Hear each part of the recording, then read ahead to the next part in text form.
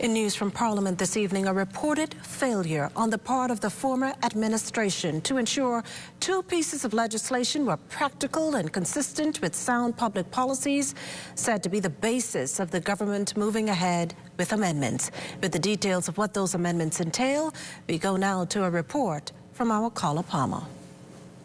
According to Prime Minister the Honourable Philip Davis, the changes being made to the Public Procurement Act 2021 will result in an equal playing field where fairness will be realised. The act now in its current form, he says, is void of this. One of the worst examples of this is seen in the unequal granting of contracts. The processes put in place created an environment in which large vendors are able to dominate the competition. Yes. For example, in the procurement of food, one vendor, by virtue of its size and corporate relations, dominated the procurement of food on behalf of the government. Yes. Under the current act, this dominance is allowed. In fact, it is an outcome that the act, as written, intentionally brings about. Wow. However, common sense would tell you that the government, nor the Bahamian people, want to exist in a reality where only the largest, richest companies with the most resources get every contract.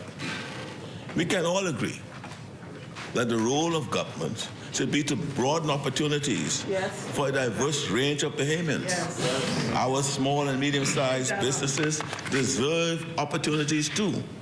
The bill before us today allows for that possibility. Prime Minister Davis says transparency and accountability is how this administration will continue to operate, and the procurement laws will reflect this reality. We have revised all financial thresholds for greater flexibility, transparency, and efficiency to facilitate faster procurement agreements and completion of contracts. Contracts below a certain threshold will now automatically be reserved for national bidders. Special permission will have to be granted for these procurement processes to allow for international bidding.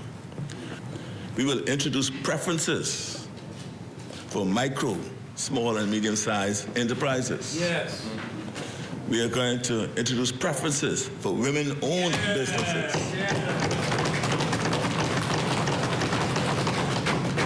We are going to introduce preferences for family island businesses and youth-owned businesses. These are high priority areas we are targeting as a government to diversify opportunities in the Bahamas. With the newly proposed Procurement Act, provisions have also been made for the implementation of a career path for procurement officers. The Prime Minister says upskilling is critical to nation building. Putting these processes in place, we are also ensuring that we can attract new talent to public procurement and fill any shortages that may currently exist. Once enacted and enforced, the procurement process, according to the Prime Minister, will be easily accessible as it will be fully digital on the Go Bonfire platform. For the Bahamas Tonight, I'm Carla Palmer.